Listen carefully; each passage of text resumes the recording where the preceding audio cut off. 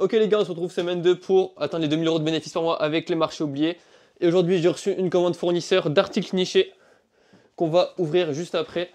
Bon, je l'ai posé parce que c'était un peu lourd, mais cette commande, on va l'ouvrir juste après. Là, ce que je vais faire, c'est que je vais faire un petit récap pendant que j'emballe mes colis. Et après, je ferai directement le déballage du gros colis, où là, vous verrez directement les différentes pièces que j'ai pu acheter en fournisseur. En termes de vente, c'était plutôt calme. Aussi, il y a eu quelques petits soucis cette semaine.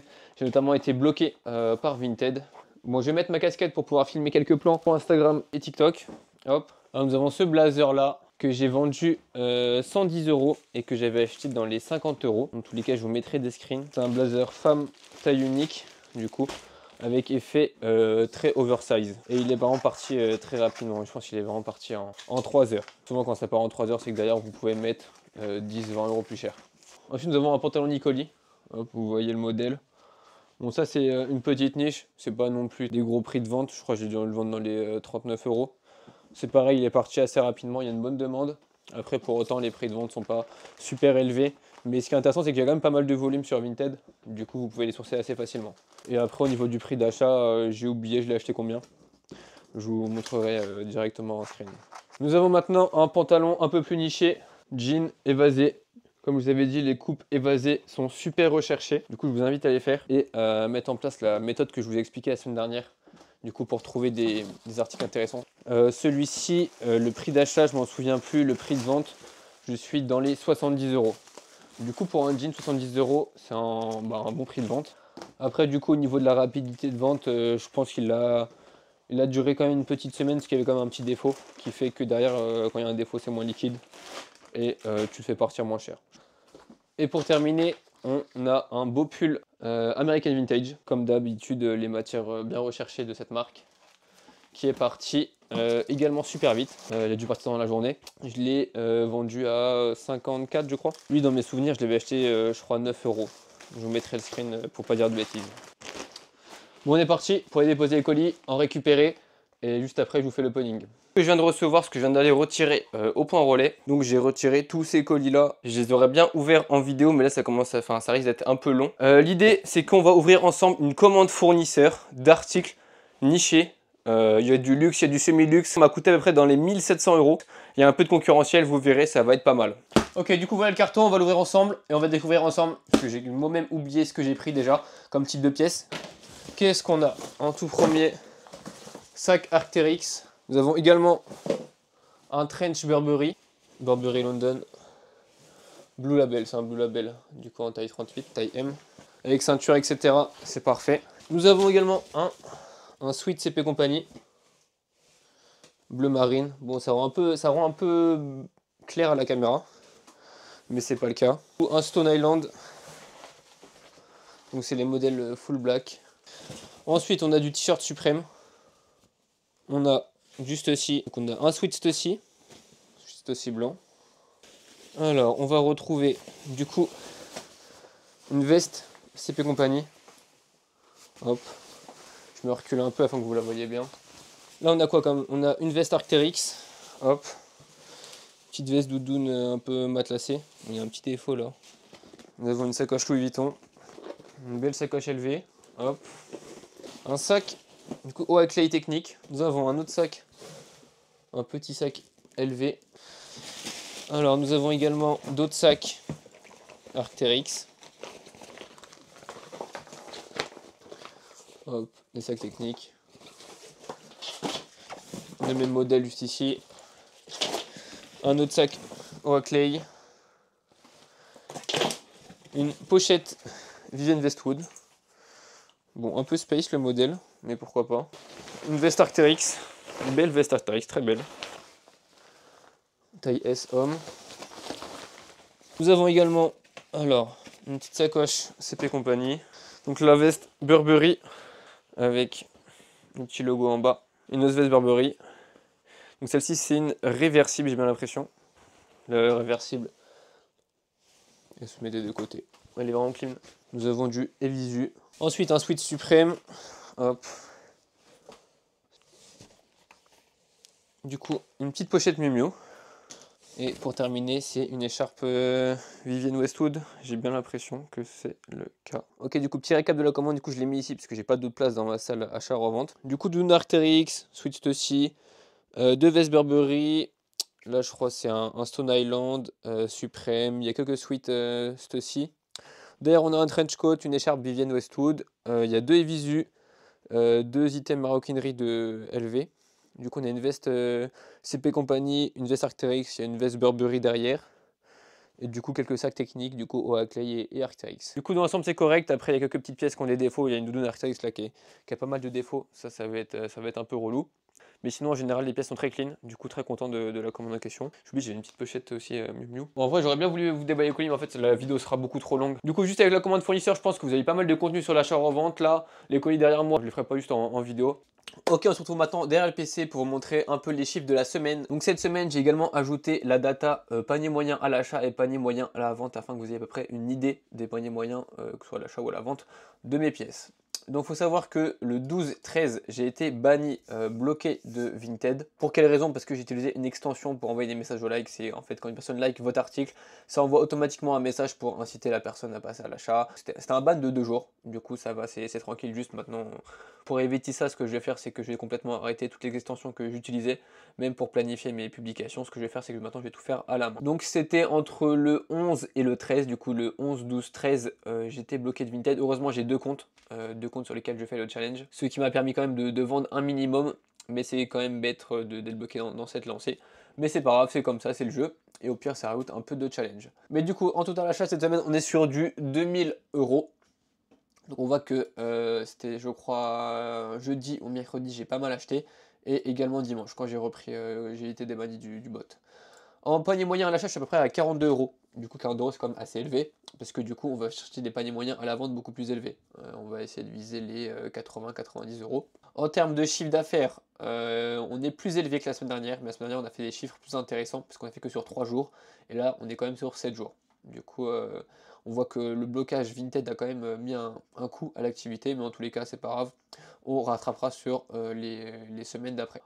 Du coup, 1200 de chiffre d'affaires, on a un panier moyen à la vente à 72 €, ce qui est plutôt correct, sachant que notre panier moyen à l'achat est de 42 €. Après, ce qu'il faut prendre en compte, c'est que dans ces pièces à 72 €, on a très bien des pièces qui vont se vendre à 39 €, comme des pièces qui vont se vendre à 150 €, d'où le fait que le panier moyen ne soit pas si élevé que ça. Et en termes de bénéfices, nous sommes à 810 €. On voit quand même pour 1200 € de chiffre d'affaires, on a 810 € de bénéfices, du coup c'est plutôt un rapport intéressant. Au final, ça nous fait quoi? En termes de chiffre d'affaires, nous sommes actuellement à 2300 € de chiffre d'affaires sur ce mois-ci. Nous avons un stock d'environ 7300 €, sachant que je n'ai pas comptabilisé encore le stock de la commande fournisseur. Je pense pas, je le comptabiliserai dans le challenge de la commande fournisseur. Et également le stock du coup, de toutes les pièces que j'ai reçues. Ça, je vais compter parce que c'est des achats faits directement sur Vinted, qui ont même certainement été dans ces lots-là. Du coup, je comptabiliserai. Du coup, je pense qu'on est plus dans les 8000 et des poussières. Je pense qu'il y a à peu près 700 € d'achat, voire plus même. En termes d'impôts, nous sommes à 300 € environ, du coup, ce qui fait à peu près 12-13% du chiffre d'affaires réalisé. Et en termes de bénéfices sur les vêtements, juste en termes de bénéfices, nous sommes à 1400. Et du coup, si on déduit les charges, les impôts, etc., nous avons un total de 1000 € de bénéfices sur les 2 premières semaines. Du coup, pour l'instant, on est dans les clous pour atteindre les 2000 € de bénéfices par mois. Si on continue comme ça, logiquement, on devrait les atteindre haut la main. Ok, du coup, comment se positionner sur la bonne clientèle et s'approvisionner sur les marchés oubliés? Du coup, la semaine dernière, j'ai parlé de la clientèle sur les marchés oubliés, comment la trouver, comment la cibler et vers quel type de marque, type d'activité, etc. se positionner. J'en étais arrivé du coup à la partie cycliste. Et en fait, c'est quelque chose que j'ai pas forcément trop développé. Du coup, je vais le faire rapidement avant de vous parler de la partie approvisionnement sur les marchés oubliés. Donc comment j'en suis arrivé au cyclisme? Ce que je cherchais déjà, c'était une clientèle avec un pouvoir d'achat intéressant, du coup qui a un salaire. Idéalement, une personne de 25 ans en général, ça a déjà un salaire, et que ce soit un homme ou une femme. Du coup, on va aller regarder leur marque phare, inspiration, habitude d'achat, et leur activité et leur hobbies. Du coup, pour leur marque phare, par exemple, j'ai fait une petite liste. Chez les femmes, c'est Cézanne, Balzac, Maje, Sandro, American Vintage. Chez les hommes, ce sera plus COS, APC, Sandro, The Couples. Là, ce sera vraiment les personnes qui ont un pouvoir d'achat assez élevé. Mais comment trouver les marques qui leur plaisent? Comme je vous l'ai énoncé juste avant, les différentes marques là, par exemple. Ce que vous pouvez faire, c'est vous rendre sur des groupes Facebook, aller sur des forums, des blogs de mode, voir le type d'articles que les gens consomment. Vous inspirer de Pinterest. Pinterest que font beaucoup les femmes. Allez sur Pinterest pour trouver des outfits, et là vous trouvez des marques intéressantes. Vous pouvez également suivre les influenceurs Instagram. Ce ne sera pas les influenceurs de base que vous pouvez voir sur les réseaux. Là, ce sera vraiment des influenceurs de mode, de style de vie, etc. un peu plus âgés que ce qu'on peut voir habituellement sur les réseaux. Sur Vinted, très très fort, Vinted, regardez les profils de vos clients sur Vinted. Moi souvent ce que je fais c'est que je regarde les profils de mes clients et même ça à l'achat. Je veux dire quand j'ai une vente, je vais sur le profil de la personne et souvent je vois d'autres marques que je connais déjà car je suis déjà positionné dessus et des fois ça m'arrive de trouver des marques que je ne connais pas forcément et ensuite quand je creuse je vois que c'est intéressant. Du coup ça, vous faites ça à la vente mais également à l'achat. Quand une personne vend du Cézanne, c'est que c'est une cliente typique de Cézanne et que derrière dans son dressing elle doit avoir d'autres articles de cette même DA. Et du coup là vous trouverez des choses intéressantes. Ensuite en étude en direct, vous pouvez utiliser ChatGPT, les IA, demander des marques à la DA similaires telles que Cézanne, etc. Il vous ressortira des choses plutôt intéressantes. Et également observer sur le terrain. Du coup les boutiques centre-ville, Corner Galerie Lafayette, Printemps, etc. Les soldes haut de gamme, les magazines, newsletters de marque. J'avais un exemple d'un élève qui habite à Aix-en-Provence et en fait qui disait que beaucoup de niches sur lesquelles on était positionné, en fait, tous ces magasins étaient dans sa ville, et c'est souvent ça, dans tous ces endroits un peu huppés, tout ce qui est à Paris, les stations balnéaires, les grandes villes, etc. Quand vous avez un groupement de magasins, souvent vous retrouverez des magasins qu'on parle dans les niches tels que Cézanne, Maje, Sandro, etc. American Vintage, et j'en passe. Du coup, voilà pour ça, et leur activité hobbies, regardez en général ce que font les gens plutôt aisés, en termes de sport. Vous avez beaucoup de running, de cyclisme, de plongée, de ski, de yoga, et j'en passe, il y a énormément d'activités d'hobbies, souvent des activités qui coûtent cher, tout ce qui est technique va coûter cher, et du coup ils vont aller regarder sur la seconde main ce qu'ils peuvent trouver. La semaine dernière, du coup nous avons fait une recherche sur les maillots de cyclisme, nous avons trouvé les maillots Pas Normal Studio. Ce que j'ai fait, c'est que j'ai mis des likes après la vidéo, quelques likes pour valider l'étude de marché. Et sans grande surprise, des articles ont déjà été vendus cette semaine. Du coup, là, par exemple, j'ai 5 articles Pas Normal Studio qui ont été vendus. On voit que le panier moyen à la vente tourne autour des 90 euros. Du coup, c'est plutôt intéressant comme article. Et maintenant, on va chercher à savoir comment s'approvisionner. Et là, on voit qu'en général, c'est du coup, il y a du half zip et du full zip. On voit que les full zip se vendent dans les à peu près 85 euros. Le half zip s'est vendu un peu plus cher, à voir si c'est juste une exception. Et souvent, on voit que les prix sont les 80 euros pour les articles où ils ont le petit Pas Normal Studio sur la gauche. Comment s'approvisionner maintenant? Du coup, pour ce type d'article, ce sera principalement Vinted, parce qu'il n'y a pas un gros volume, et ce type d'article, vous le trouvez typiquement sur Vinted. Du coup, vous avez maintenant deux possibilités, donc l'achat manuel sur Vinted, ou bien l'achat via un bot. Alors pour expliquer rapidement qu'est-ce que c'est un bot, c'est un outil qui va vous permettre de simplifier vos achats en réunissant en fait toutes les annonces intéressantes sur un même flux. Du coup comme ça vous simplifie. Au lieu de devoir scroll sur Vinted des dizaines de minutes pour trouver une pièce intéressante, là directement vous aurez toutes vos pièces intéressantes sur un même flux qui est votre bot. On va voir maintenant pour la configuration du filtre, comment faire un filtre optimisé quand on fait de la niche. Donc on se rend directement sur Vinted. Donc ce qu'on va faire maintenant, c'est qu'on va se rendre dans la catégorie maillot, Pas Normal Studio, et on va juste mettre un filtre de prix. Donc si on voit qu'en moyenne ça se vend dans les 80 euros, ce qu'on va faire c'est qu'on va mettre 45-50 euros afin d'avoir toujours une marge de négociation. Du coup on se met 45 maximum et on trie par plus récent. Là notre filtre il est top, ce qu'on peut faire c'est qu'on peut l'implémenter à notre bot. L'idée c'est de le faire pour côté homme et côté femme. Trop peu le fond des deux catégories, alors que le cyclisme c'est une activité qui est pratiquée par les hommes et par les femmes. Du coup vous loupez la moitié de votre clientèle si vous ne faites pas les deux filtres. Alors sur Vinted c'est pas possible de faire les deux filtres à la fois. Ce filtre là vous le copiez, vous le collez quelque part, et ce que vous allez faire ensuite c'est vous faites la même filtre côté femme. Vêtements de sport et maillot. Hop.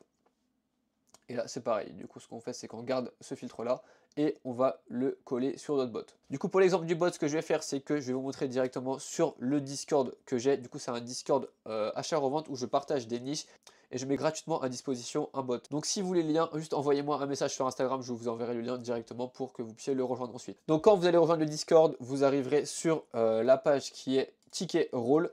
Il vous suffira d'ouvrir un ticket. Une fois que vous aurez ouvert le ticket, répondre à 2-3 questions. Et quand ça sera fait, il y a un membre de notre équipe qui va vous donner le rôle et vous pourrez accéder aux différents salons. Pour le bot, il vous suffit de vous rendre dans le salon Guide Bot Vinted, aller dans Filtre Perso, cliquez sur le bouton juste ici.